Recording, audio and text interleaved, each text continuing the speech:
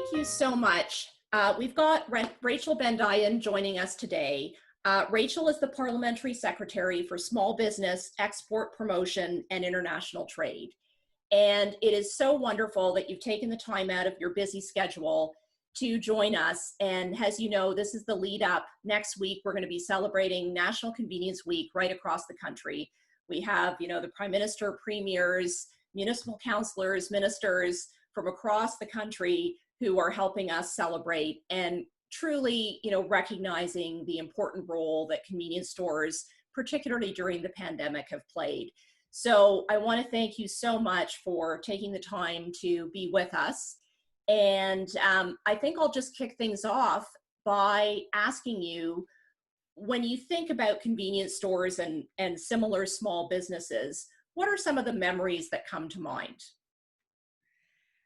Thank you, Anne, and I love this question. I have lots of thoughts and memories to share, but I do want to take a moment to thank the Convenience Industry Council of Canada and your entire team. My husband is a small business owner, and it has been difficult for him and for many entrepreneurs through the pandemic, and a lot of the associations, the businesses associations and councils such as yours, are the ones keeping our entrepreneurs together, keeping them connected, and helping them, see the light at the end of the tunnel, if you will. So thank you for the work that you do, and so exciting to have a virtual week to celebrate the convenience stores right across the country. I think it's a great idea. So I'm happy to take part in that.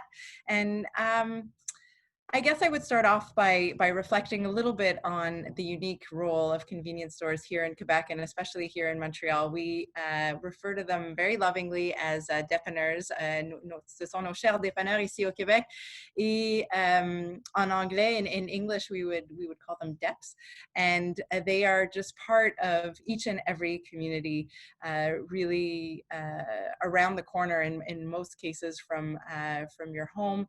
And I'm a mom, and whether it's milk or eggs that I forget to buy and need to rush out very early in the morning, or a late night trip to buy some much needed junk food, our dépanneurs are there. They also service a younger population with beer and wine, an older population. I think of the one on the corner of Bernard and Outremont. We have a convenience store that has magazines and newspapers from all over the world, actually, and they are one of the only ones servicing that very niche market of folks who still like to read their news in paper, and it's so important to have these institutions in our community. And I can't think of a time where they were more needed over the course of the pandemic, particularly at the beginning, when so many of our businesses were closed. Our convenience stores were open, and they provided an invaluable service, not only for the goods and services that they provide, but also on the human level. I know the person working at the convenience store around my house, by name. I think most people do. They are the ones that provide us information and news about the goings on the ground, and whether it's just having a quick conversation in a time of social isolation, physically distanced, of course, or hearing about the latest in the community. The convenience stores were there, and they're constantly playing this important role. And so if I could take also a moment to thank all of the workers at our convenience stores for being there every single day, day in and day out through the pandemic. They were working while we were staying home in order to stay safe, and so often at their own risk. And it's just been an incredible support for communities I know right across the country. Thank you so much for that, because you're absolutely right. I mean, one of our sort of tagline is where convenience and community come together. And so you're absolutely right. It's not just about the convenience that we offer and the sort of business side, the transactional nature of our industry, which of course is important, but it really is that, we're very much the backbone of so many communities. And as you rightly point out, there to help people in their time of need, good times and bad times, right? And that was really critical. And we salute our employees again from coast to coast, many of whom are new immigrants to Canada. They get their start in the convenience store industry. They build a very successful business, and it really is such a uniquely Canadian story, I find. So in your role as parliamentary secretary, what have you observed about how small businesses have sort of reacted to the crisis? I mean, do you think that some of the things have potentially changed forever? I mean, it is incredible to see the way that so many entrepreneurs have adapted. They've been innovative, they're resilient. It hasn't been easy, but one of the things that I have found interesting is that it is really the small businesses, and even the very small businesses, that have been the most successful at pivoting and adapting to the changing circumstances around COVID-19. And I think it's because they're small that they're nimble, and that makes sense. But to see the innovation really firsthand has been something absolutely incredible to witness. From the convenience store that I was at, early on in the pandemic, that I think was the first place that I saw plexiglass being put up. There are, dépanneurs and convenience stores that started to offer deliveries quite early on as well. I can also think of, some of my local businesses here, from independent coffee shops to restaurants opening up storefront for pickup. So there's been a lot of innovation, and I think that that's what's necessary. We need to learn to adapt to unforeseen circumstances and to changing environments. And I guess I would advise all small business owners to continue to be nimble, to find ways, to adapt your model to the needs of your community, and to innovate where you can. I think that it's also important, that entrepreneurs, take advantage of the supports that are out there, be they federal, provincial, or municipal. On the federal level, we have so many different programs. I know sometimes it's hard to follow, but it's important to know that whether we're talking about liquidity and loans, or support, in order to expand or export abroad, there are a number of different ways that the government is there for our entrepreneurs, and I think it's important that all of your members, look into those programs and use them, whether it's the wage subsidy support, whether it's rent support. These are things that we've created for you based on your feedback to us. And so, I'm happy to get into those as we continue the discussion. But I think supporting one another has been something that has really come out of this crisis and of this pandemic. And I hope, if there's anything that will last and outlast this crisis, it's really the collaboration between industry and government. It's really conversations like these where, members of parliament, ministers, get to interact directly with entrepreneurs, business owners, councils such as yours, in order to hear what you need and for us to respond and adapt. And you've seen us change our programs numerous times over the course of the crisis because of the feedback that you were giving us. And that kind of back and forth, that kind of partnership, I think, needs to last well beyond the current crisis. Well, and thank you for that. And it's absolutely right when you talk about how, we were very impressed with how the government listened very quickly, and, the kinds of programs that they were able to mount that, normally would have taken years to put together.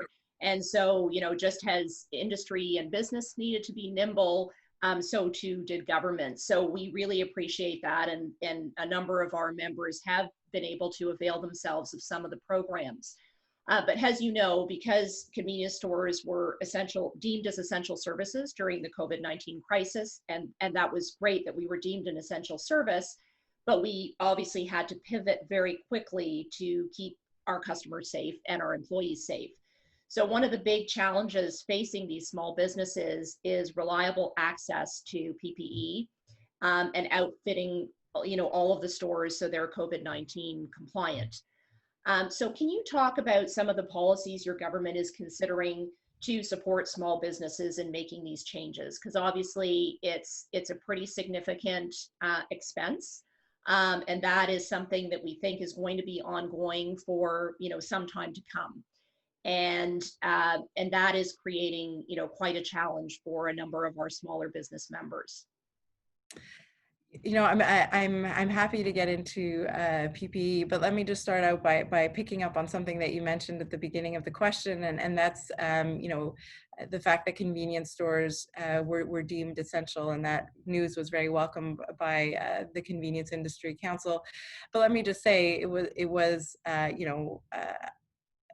I think essential for us to recognize the essential nature of convenience stores. I mean, you were deemed essential because you are, and I think that every community across Canada has seen and perhaps in some way taken for granted the work and the services that you provide, but really they are essential services to all Canadians. And so I too was glad to see you and my local Depener guy, very often during the pandemic, because it is so important for us to continue to have, places like convenience stores where we can get essential goods, but also have that connection to each other. And so when I saw the plexiglass, come up in convenience stores here in Montreal, I was very pleased that convenience stores were some of the first to innovate and adapt in that regard.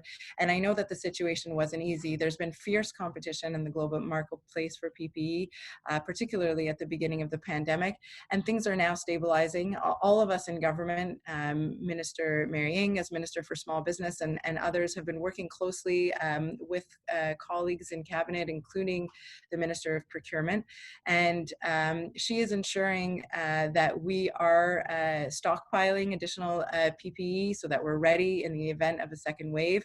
We're also working with premiers of all the different provinces and territories across the country to make sure that we understand the situation on the ground.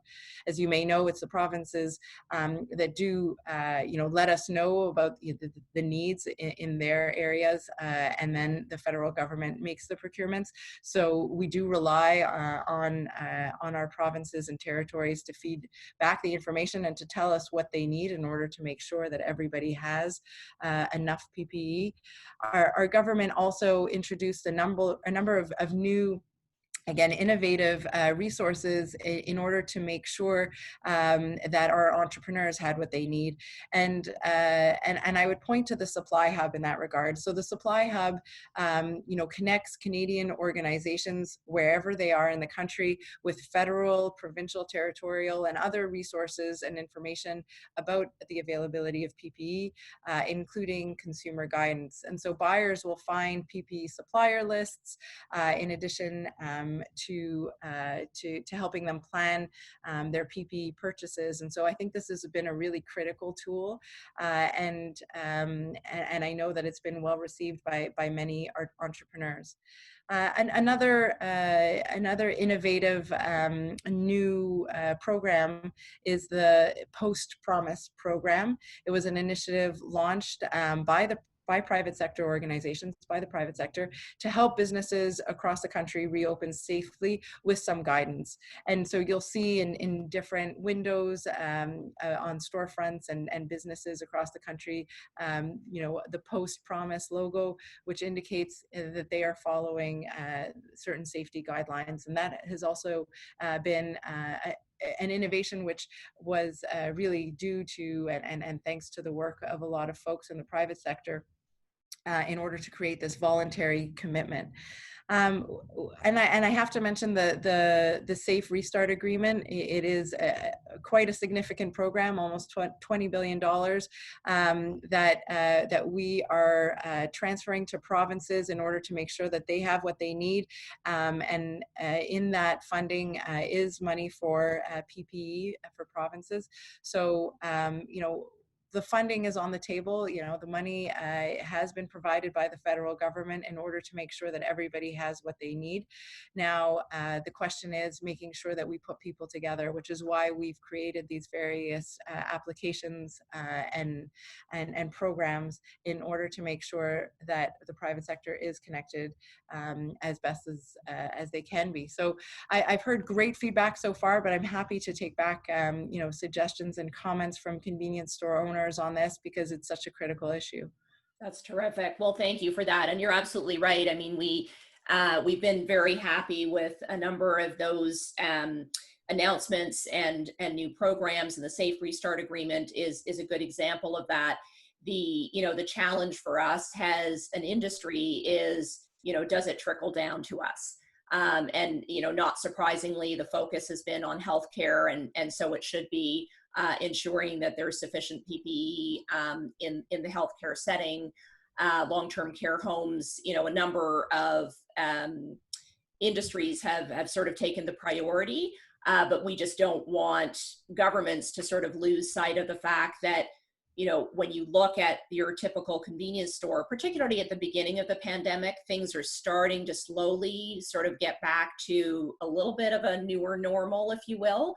But certainly at the outset, we were facing significant declines in revenue and then significant increases in expenses.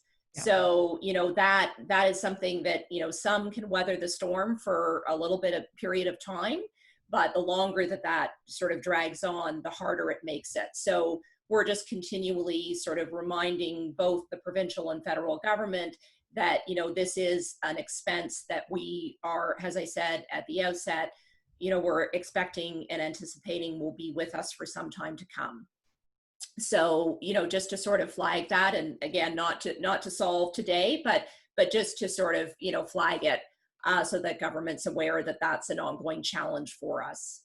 No, it's an excellent point, Anne, and I am taking notes. I think that we need to continue having open dialogue like this, because it is important for me to take back your feedback and make sure that we address all of the issues, and protecting workers and convenience stores is incredibly important. We want to protect all Canadian workers. Right. Well, thank you so much for that. So I'm going to move a little bit more to a question around, so, as I'm sure you've observed and a number of Canadians have observed, more people are paying with credit cards or, contactless payments, right, than ever before, because people are concerned about touching a PIN pad or exchanging cash. And so, that's been convenient for customers for sure. But there's often excessive fees, as I'm sure you're aware, for retailers in providing these payment options. So I'm just wondering if you could give a brief update on your government's work to reduce credit card swipe fees, because it was certainly part of the platform. And, we were delighted to see that commitment. And obviously, COVID has reshifted a number of priorities, and we're very sympathetic to that. But again, it's one of those issues that is a significant expense for convenience store owners, particularly those of our members who are a part of a gas station. So, by and large, most people pay for their gas via their credit card. So that creates a real issue in terms of increased expenses. Yeah, I mean, I've certainly been using my tap function a lot more than I was before, and I hear you on this issue. And actually, it is something that I discussed specifically with CFIB in one of the last in-person meetings that I had prior to the pandemic, and it is also at the very top of their list. It's a very important issue for our small business entrepreneurs, and I was very glad to push for this in our platform, and to see that the Prime Minister gave our minister, the Minister of Small Business, the mandate of eliminating the swipe fee on HST and GST for credit card transactions. It's there in the mandate letter, which is public and available online, and we're going to continue to work on that. Obviously, the pandemic has created an emergency situation in which our government has been very, very active, but we are still committed to being a business-friendly government that is going to continue to work hard on also eliminating red tape and making it easier and less expensive to do business. I think before COVID-19, I don't have the exact date, we were successful in getting credit card companies to lower their fees, the fees that they charge businesses when customers use credit cards to pay for their purchases, and so that was already a nice success. I realize that the work isn't done and that we need to continue in that vein, but that was already I think a very positive move forward. And I'm sure it comes as no surprise to anybody listening that we reduced the small business tax rate to 9%. It had been at 11% and we reduced it to 9%. That is one of the lowest small business tax rates in the world. It gives businesses here a real savings. And I think that it also is proof of our small business minded government. So I'm very proud of that. And we have a number of measures to cut red tape. We have the Red Tape Reduction Act, which is also something that the CFIB is very positive about. The one-for-one rule on introducing new regulations have saved Canadian businesses. I think it's about $30 million to date or so. So I think that through various different measures, we are trying to reduce the cost of doing businesses for convenience stores and other small businesses. But the point is well taken on the fact that the pandemic has also changed the way our transactions have evolved, and that we need to continue working on this commitment with respect to swipe fees. Yeah, and the reason that it's so sort of important to our sector is because of the number of taxes that we collect and remit for government. So it's, annually we're looking at 22 billion in taxes that the convenience store industry collects and remits. Wow. So it's significant. So when you look at the average transaction, again, it's because a number of the products that we sell are heavily taxed, whether that be fuel, whether that be tobacco. There are a number of products that we sell that are very highly taxed, beer and wine in some provinces, not all, but we hope to change that. So that is why that was such welcome news when the federal government, when the Liberal government made that announcement in terms of the tax component, because we feel like we're having to pay to collect those taxes. That's essentially what the credit card fee ends up doing. And so because it's such a significant proportion, as opposed to another business that may not sell as many highly taxed goods, that's why it's so critical for the success.